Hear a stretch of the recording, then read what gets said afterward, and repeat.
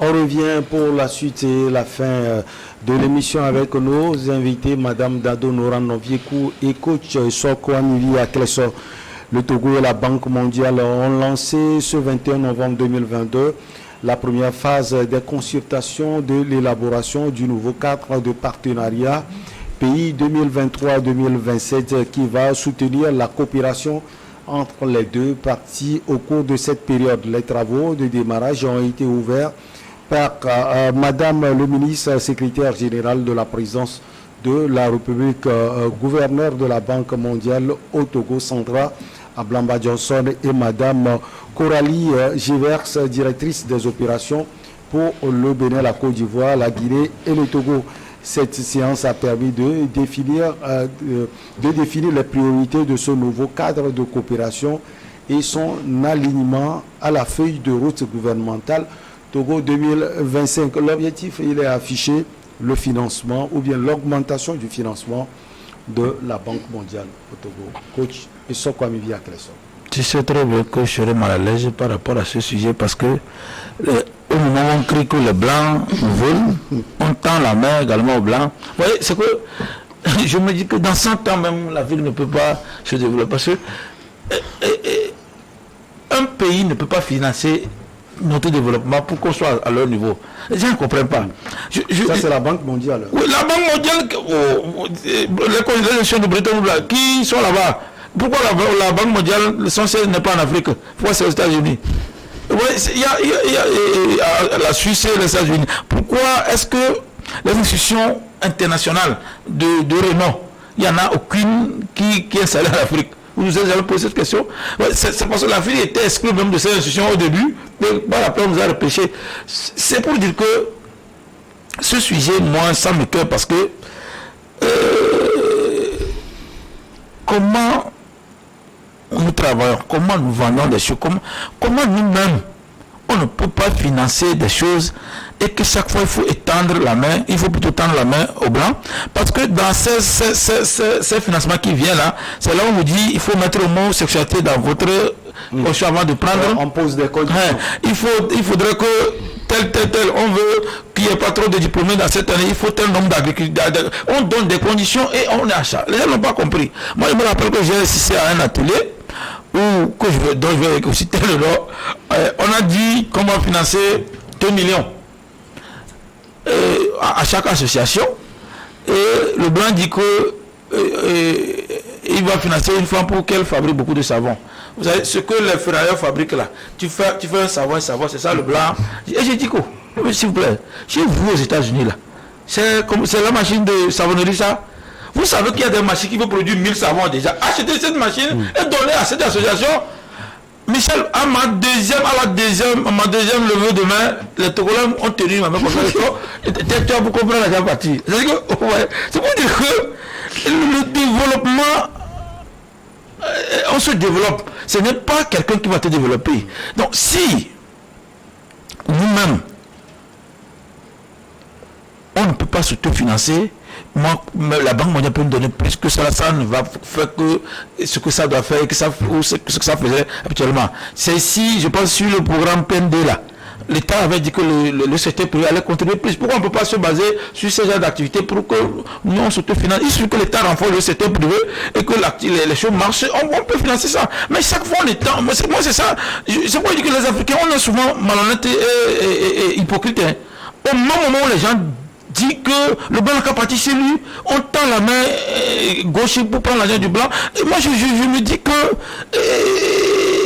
la population ne sait pas à quoi ça sert cet argent souvent, des fois. Parce qu'on ne fait pas un rapport, on a fait ça, on énonce des projets et après... Un rapport d'État. Ouais, vous allez actuellement au niveau entre Kakaveli et la cour d'appel, il y a un programme de construction des rues rurales qui est là-bas. Là. Mais les mairies, jusqu'à présent, les mairies sont dans leur 3e ou 4e année. Aucune mairie n'a construit une voie rurale ou une route rurale. Alors qu'il y a un projet là-bas qui doit construire ça. Allez à Josime, il y a un trou béant. Ou si je parle en état, moto peut tomber dedans, mais on ne fait rien. On va tomber dans le trou. Je dis que le trou, on a crié, on a dit tout. Et si on est dans la mairie, il y a des étangs d'eau, il n'y a pas tout. Mais personne s'en fout de quoi le sommet. Quand il y a cet argent, on fait quoi avec? Donc moi, je me dis que je suis un patriote, il faut le dire ainsi. Et je préfère que le développement commence par nous-mêmes. Et jusqu'à présent, je ne suis pas d'accord qu'on tende la main aux Blancs. Parce que qu'est-ce que nous apportons réellement aux Blancs? On dit on est en coopération. La coopération, on dit toi si tu fais ta part. Qu'est-ce qu'on fait concrètement? Nos matières premières. Nos matières premières. Nos matières premières sont sur la piller. Oui, c'est... Non, d'abord, j'ai déjà dit ici que les gens confondent ressources et richesses des fois. Ce qui est dans le sol ou en plein air, c'est ça qui est ressource. Mais quand tu commences par l'exploiter là, c'est là où ça devient richesse de nous. Les nôtres, c'est les Blancs qui ont permis de les découvrir en plus. Ouais, je me rappelle même, les gens pensent ici, il y a une histoire entre Ford et le Brésil. Ouais. EVA qu'on prenait pour faire les pneus. Quand Ford a constaté qu'ils n'en ont plus besoin, ils ont créé des fermes d'EVA au Brésil. Et c'est ça, eux-mêmes qui fabriquent les roues. Comment dire, oui, les pneus qu'on sort. Vous parlez de la marque Ford. Oui, la marque Ford. Puisque quand vous dites Ford, la marque Ford, du président du Togo. Alors, c'est pas le président du Togo. Il n'utilise plus les main-d'œuvre brésiliennes. Donc, eux-mêmes, c'est ça, ils font venir les Américains depuis les États-Unis qui font la culture d'EVA. C'est pour dire que quand vous ne prenez pas conscience de ce que vous avez, l'autre s'en sert. Parce que moi, je me dis que les Blancs, c'est dire qu'on est bête et idiot, qu'on nous dit que les Blancs viennent piller. En quoi ils pillent? C'est par accord des gens. Ouais, j'ai même appris que le siège de certaines institutions africaines ou de commerce africains se retrouve en France. Est-ce que c'est le Blanc qui a mis ça là-bas ou bien c'est les nôtres qui ont accepté? C'est-à-dire qu'aujourd'hui, je ne veux pas révéler, donc je me tais sur beaucoup de choses aujourd'hui. Donc, voilà, je suis pas... Que ce soit plus ces financements, à quoi ça sert? Parce qu'on pouvait se développer nous-mêmes. Ça ne peut qu'être qu'un plus. Mais quand vous êtes en coopération, c'est l'autre qui te donne, l'autre qui te donne. Ouais, moi, je suis un coach en développement personnel. Quand quelqu'un te donne, tu vois, il te piétine, tu vas vers le bas. Donc, tu n'auras jamais le droit sur lui. Il te méprisera. Tu sais, c'est toi on donne. Alors que si c'est comme ça, tout le monde se respecte. Mais les nôtres, c'est quoi? Ils prennent toujours. Mais on ne voit jamais ce que nous donnons. Ouais, c'est ça le problème. Et moi, en tant que coach en développement personnel, je suis contre ce genre de choses.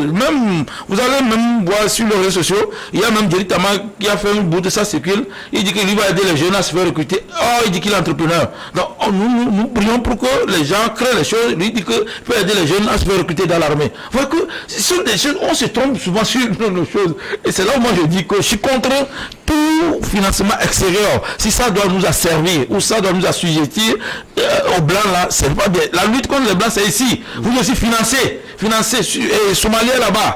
Chaque État africain a prélevé un montant de son budget et envoyé en Somalie pour que les Somaliens mangent. Mais c'est le Blanc qui envoie encore l'argent en Somalie. Et dans 5 ans, quand le Blanc commence pas à utiliser les ressources là-bas, on m'a dit qu'ils sont venus pour piller. Alors, en tout cas, pour Mme Sandra Blamba Johnson, ministre secrétaire générale de la présidence de la République du Togo, le pays est engagé dans la transformation structurelle de son économie et pour y arriver, il faut poser des actes concrets avec des impacts forts sur la population. Madame donc justifie cette augmentation du financement de la Banque mondiale dans son pays. Madame Dado Nora Noviekou. Alors, déjà, nous savons que je crois le représentant résident de la Banque mondiale, déjà en septembre, suite à une rencontre avec le chef de l'État, avait, disons, promis que la Banque mondiale allait augmenter son portefeuille pour le Togo afin de l'aider à pouvoir renforcer ses actions au niveau social, économique. Alors, je peux bien comprendre le plaidoyer de Madame la ministre secrétaire générale de la présidence, du moment où ils sont actuellement en train de faire un cas de partenariat 2023-2027 qui est en élaboration. Et en tant qu'agent de développement que je suis, je peux comprendre en fait ce plaidoyer-là qui voudrait tout simplement dire que nous sommes là pour définir les actions pour 2023-2027, mais au même moment essayer de mettre les moyens nécessaires pour que nous puissions avoir des résultats concrets au regard des actions pertinentes qui se feront et ne pas juste mettre des actions, je dirais, qui ne vont pas apporter de l'impact comme elle-même l'a dit dans son message. Et je comprends bien cette interpellation ou cet appel, je vais le dire ainsi. Mais au même moment, là où je veux peut-être amener la réflexion, en allant un peu dans la logique de mon prédécesseur et ça, c'est qu'aujourd'hui, c'est bien. Parce qu'il y a deux choses. On est dans une situation, là, actuellement, où il y a besoin d'agir pour régler le quotidien. Et sur ça, je peux comprendre que oui, on a besoin de gérer l'immédiat. Mais au même moment, dans une logique perspective, qu'est-ce que nous faisons pour que dans 20 ans, on n'ait pas reproduit le même schéma de continuer à demander? Et c'est peut-être là que l'interpellation de ESSO doit nous amener à dire qu'en réalité, c'est pas mauvais, parce que la finalité de la Banque mondiale, c'est justement d'aider les pays en développement, des pays en difficulté. A priori, la Banque mondiale est dans son esprit. Madame la secrétaire générale saisit une opportunité qui s'offre au Togo pour pouvoir renforcer les actions qui seront mises en œuvre d'ici là. Mais au même moment, il faudrait qu'on puisse se projeter en se disant, c'est bien, ça nous permet de régler un peu l'instant présent, mais dans la durée, qu'est-ce que nous mettons en œuvre pour être indépendants, je dirais économiquement et politiquement, parce que d'une manière ou d'une autre, les deux se relient. Alors, aujourd'hui, est-ce que le Togo n'a pas assez de ressources qu'il peut fructifier? Est-ce que le Togo n'a pas je dirais, ne peut pas mettre en œuvre un certain nombre de décisions pour retenir de l'argent? Parce qu'en réalité, chaque année, le Togo, comme tous les autres pays africains d'ailleurs, on perd de l'argent. On perd de l'argent via la corruption, le blanchiment d'argent et tout ça. On perd beaucoup d'argent. Mais cet argent qu'on perd pouvait justement aider à renforcer le social, à renforcer l'économie, à aider les jeunes, à aider les femmes, à améliorer en fait le quotidien du Togolais, à le rendre plus, je dirais, plus à l'aise dans son quotidien de tous les jours. Mais malheureusement, souvent, on ne prend pas le temps de pouvoir investir de l'énergie sur ces chantiers, parce que parfois, c'est aussi des chantiers à risque, parce que des gens ont déjà l'habitude d'une manière de faire. Ils ne vont pas vouloir vous laisser facilement récupérer ces fonds, mais je crois que ça s'impose en fait en tant que gouvernants qu'ils sont, ça s'impose à eux à un moment donné de voir comment mieux retenir les fonds et de mieux les gérer. Donc ce n'est pas pour dire qu'il n'y a pas de ressources, il y en a, mais maintenant il faut trouver les canaux, je dirais, appropriés pour pouvoir retenir ces fonds et les réinvestir dans le développement du pays sans trop rester dépendant. Ça veut dire qu'en fait, si jamais la Banque mondiale dit, ben, en fait, oui, j'ai promis ceci, mais dans la durée, je ne peux plus, ça veut dire qu'on aura un souci à long terme. Et donc, oui, c'est bien de demander une augmentation parce qu'aujourd'hui, les challenges sont énormes. Il n'y a pas de problème pour ça. Mais il est important de penser déjà à voir comment mieux nous organiser. Parce que ce n'est pas les mécanismes non plus qui manquent. Mais est-ce que ça fonctionne? Si je prends le dispositif mis en place pour lutter contre la corruption, concrètement, ça nous a permis de retenir combien de fonds? Ça nous a permis de ramener combien d'argent au pays? C'est ces questions que nous devons nous poser. Est-ce que ça nous a fait plus dépenser en termes de charges ou bien en fait ça nous a plus permis de gagner? Donc autant de questions. Les charges au niveau de la gouvernance, des fois j'ai des choses que moi j'appelle des faux frais. Des faux frais parce qu'il y a des missions. Au lieu de peut-être envoyer 10 personnes en mission, est-ce qu'on est obligé d'envoyer 10 personnes en mission? On peut envoyer 2 personnes, 3 personnes. L'essentiel, c'est l'objectif à atteindre et trouver la bonne personne. Donc, parfois, il y a des dépenses qu'on fait qui, en réalité, on n'en avait pas besoin de les faire. Et si on fait tous ces réajustements, en réalité, oui, on peut sauver de l'argent. L'initiative d'Accra, la dernière fois, c'était quoi? Il y a quelques jours. Certaines se disent, mais pourquoi ils devaient aller au Ghana pour dire déjà ce qu'on savait? Est-ce qu'ils ne pouvaient pas faire une conférence en ligne?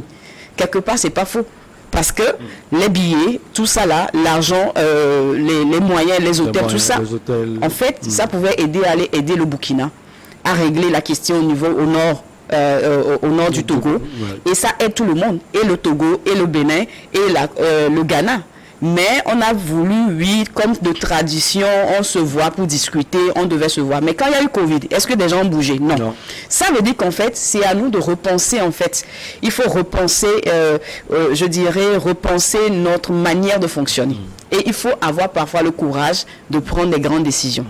Alors, en tout cas, Madame Coralie Gervais, j'allais dire directrice des opérations pour le Bénin, la Côte d'Ivoire, la Guinée et le Togo, a rassuré de l'alignement du prochain cadre du partenariat pays sur les priorités convenues avec le gouvernement et a rappelé les prochaines étapes des consultations qui conduiront à la réduction du document, à la rédaction du document et sa soumission en conseil d'administration en mars 2023. Alors, elle rassure, ça veut dire que, bon, ce que le Togo demande, il aura peut-être facilement coaché Sokwamivi à Clessor. Il y a deux citations que je vais donner pour répondre à ma question. André Gide a dit, inquiéter, tel est mon rôle. Le public préfère qu'on le rassure. Il y a des gens pour qui c'est le travail. Moi, le mien, c'est de poser des questions. Et Rousseau dit, je suis un bon citoyen. Je suis un bon citoyen car j'aime mon pays sans le craindre. Quand quelque chose ne va pas. Vous aimez les Occidentaux. Hein. Non, il y a des proverbes africains. Non, moi, non, je donne des proverbes. J'ai dit ici que qui détache sur la paille ne se couche pas sur la natte. Ça, moi, je suis globalisateur. Pour moi, le monde est créé pour tous ceux qui vivent. Il n'y a pas.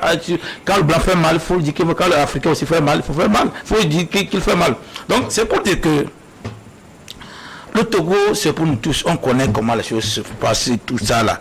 D'abord, quand il y a une activité au nord, au lieu que le ministre concerné, s'il est de l'enseignement, tu vois, tout un pléthore de ministres, ils vont, ils séjournent, ils font des dépenses.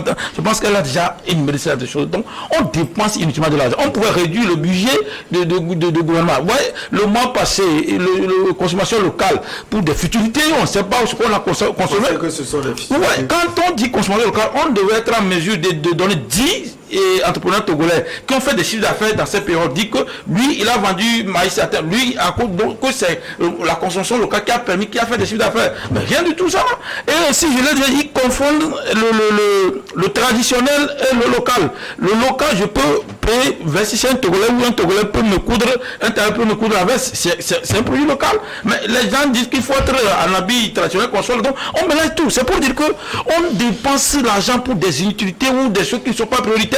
Parce qu'on peut tout dire. Jusqu'à présent, vous ne pouvez pas aller à l'hôpital, tu tombes malade ou tu as un bébé souffrant, vous ne pouvez pas aller. Le gars là va te dire d'aller payer. Bon, d'abord, on va te traiter. La dernière fois, je suis allé à l'hôpital, dans une clinique, polyclinique, comme c'est pour l'État, j'ai fait 1 heure avant qu'on vienne me voir. J'ai dit, j'ai l'argent. Oubliez l'histoire d'aller comment bon là. Déjà ce que vous êtes allé faire à l'hôpital. Je tremble. J'ai tout dit là. Ouais. J'ai fait 1 heure avant qu'elle ne me vende les médicaments. Vous voyez? Et j'ai dit, c'est quelle lenteur ça? Que non, c'est ici, comme ça. Non, il faut. C'est pour dire qu'on perd de l'argent dans des choses où on appelle des fonds dits sociaux, mais en réalité, le Togo ne fait rien de social. Le social ou un mandat social ou budget social veut dire que dans telle année, on va construire tel nombre d'hôpitaux, on va construire on énumère ce qu'on veut faire. Comme ça, après, on vous juge. Vous avez dit, vous allez construire ça, on a que un. C'est comme ça, mais on ne nomme plus certaines personnes budgétivores sont là-dessus, ils multiplient des conférences, tout. Ce qu'on peut faire facilement, comme je dit, eux-mêmes, ils nous ont appelé du rock, quoi, 10 mythes, les conférences en ligne. C'est ce qu'ils nous ont dérangé ici plusieurs fois. Mais pourquoi eux-mêmes ne peuvent pas faire conférence en ligne?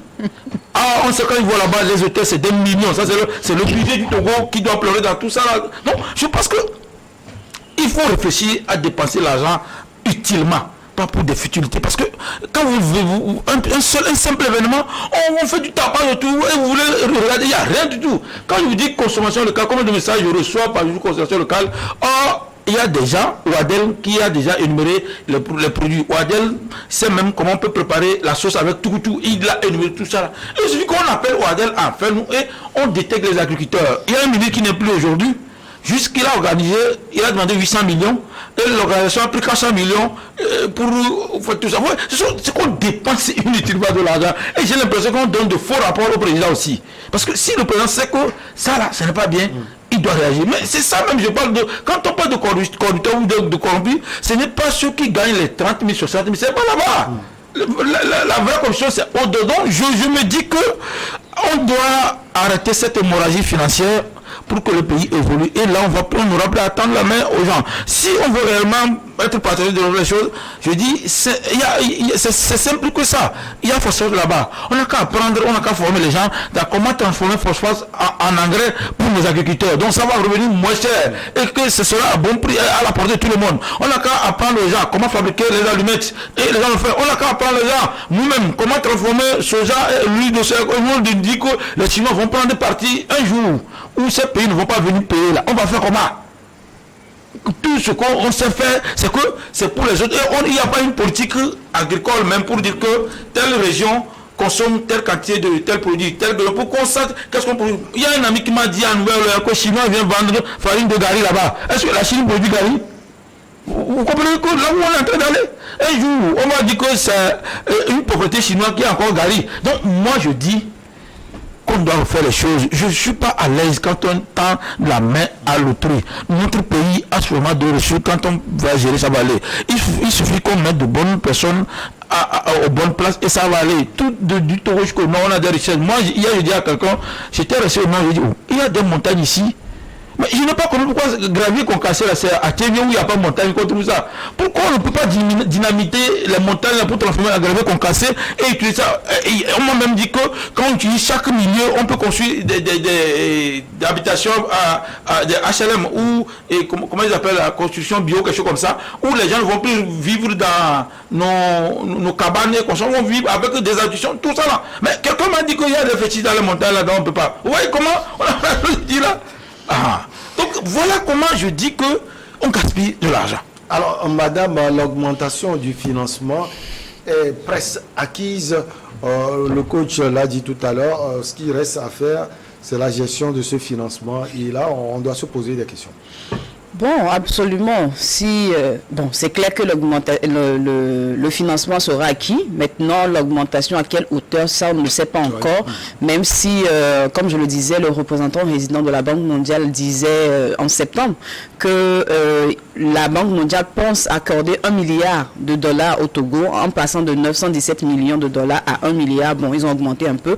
Maintenant, je ne sais pas s'ils restent toujours sur le 1 milliard ou s'ils vont augmenter au-delà de 1 milliard. Mais dans tous les cas, ce qui est important ici à noter, c'est que ces fonds puissent véritablement servir et donc que tous les dispositifs de contrôle financier soient renforcés pour que l'utilisation de ces fonds puisse aller vraiment servir au bon endroit. Alors, au-delà, oui, la réflexion doit continuer sur comment nous faisons pour mieux vraiment nous améliorer au niveau de notre indépendance économique, parce que c'est une grande question et ça doit être un grand projet du gouvernement et ça ne doit pas, on ne doit pas juste rester dans les aides, les prêts par-ci par-là, mais penser véritablement à pouvoir mobiliser de la richesse au niveau local.